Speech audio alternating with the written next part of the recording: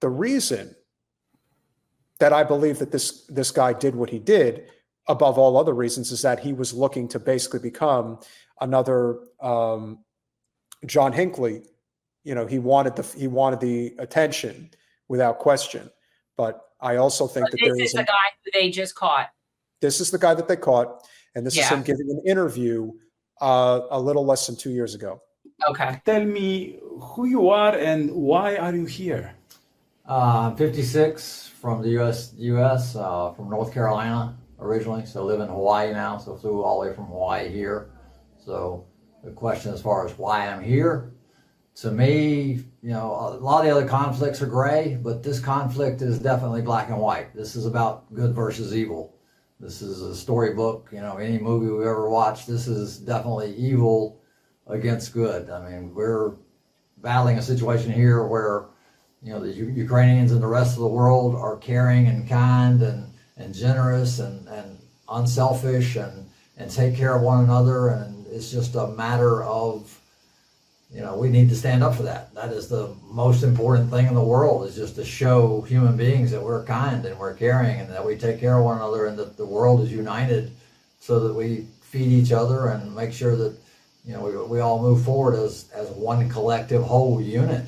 So, you know, we feel the pain of one country's failure and their conflicts, and we enjoy the successes of other countries that are doing good, and we all work together. And for some reason, Russia does not grasp this concept that we're all one unit, and we have to get along and work together and be normal human beings. This is 2022. We have to work together. It seems we have to work together to kill the Russian. I mean, I don't understand what he's talking about. What work together? First of all, his concept of the Ukrainians is clearly delusional.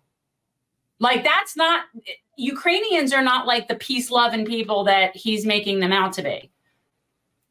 Yeah, and he also is somebody who apparently was recruiting people to go over to Ukraine and fight on behalf of the United States. Yeah, Jimmy Zimzam, this was like within the past couple of years. But what's so incredible about, like, also read Medea Benjamin's book, The War in Ukraine. It's a very good primer. It's small, it's to the point, it's a primer. But this is completely absurd. Nelson, did you have to say that? God, these jokes are never going to stop. They're going to continue forever. He does kind of look like a cat eater. He does. I don't really know what does a cat eater look like? Somebody who looks a little unhinged and would actually hurt so you have to see that there's this guy that made a video and a song and turned it into a song about they're eating our cats, they're eating our pets, and it shows Trump's, but he's singing it. It's so friggin' funny. It's just hilarious. A leader in a country that does not understand the concept of being unselfish and being generous. And what are you doing here in Ukraine? My initial goal was to come and fight. I think, you know, everybody around the globe should be motivated to come here and support the Ukrainians and support the army, no matter what gender, age, anything. Everybody should be here supporting the army. But I'm 56, so initially they were like, well, I have no military experience, so they're like, you're not an ideal candidate. So they're taking everybody in Ukraine now. They're taking everybody now. Had this been, if he wanted to go now, ironically, they would take him. They're very desperate. Isn't it amazing, though, that he had never served before, but now all of a sudden he wants to serve on behalf of Ukraine, but never on behalf of the United States? Man, that brainwashing is real. It's real. It's crazy. But, I mean, he really thinks he's helping. So plan B was to come here to Kyiv and promote getting more people here. You know, we need thousands and thousands and thousands of people here fighting with the Ukrainians. And you're just the guy to sell it. We've got 190 countries around the world, and we need thousands from all of them. If the governments will not send their official military, then we civilians have to pick up the torch and make this thing happen. What impressed you the most since you are here? My trip to Irpin was pretty emotional. So, you know, going and seeing the buildings that were burned and destroyed and things of that nature. I think more emotional for me is just talking to the guys that have come here. You know, when you talk to a 20-year-old guy that sold everything he owns to come here and fight. That is heroism. You know, he's coming here to risk his life for humanity, for the Ukrainians. You know, guys that sell everything they own to come here and support the Ukrainians while others sit at home and do nothing.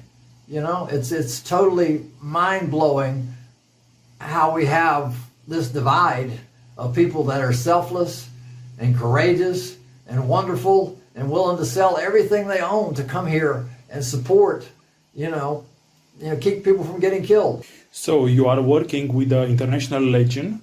Yes. And you are trying to convince people to help, to donate, and to join. Yeah. My final question is, what would you say to the people in order to convince them to join the International Legion, or to donate for it, or to be involved in the humanitarian aid to Ukraine? Right. It's just extremely important, the whole thing. As far as joining the military, yes, if you have some military experience or know people with military experience, encouraging them to come and fight. We have units all over the place. So, there were some leadership issues initially, but we've got so many units available to us: Georgian, Crimean, Ukrainian, Territorial Defense, Foreign Legion. We have, so. Who is putting this guy in charge of anything is the question. Well, and this is 2 years ago. I don't understand any of this, but look, Crimea voted to leave Ukraine. They voted to be part of Russia. Now, the fact that the Ukrainians didn't abide by that agreement and the Americans, encouraged them to not abide by that agreement, that's a different story. You could say that again.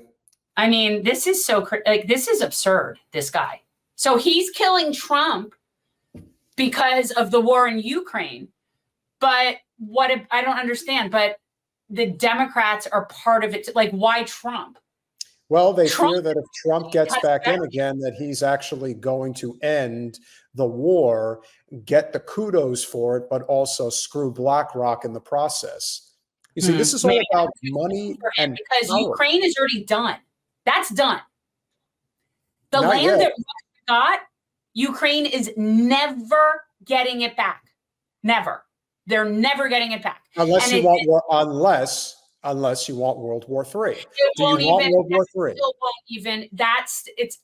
It's not like this is what you don't watch the Judge Knapp show. You should, but Ukraine is done. This is it.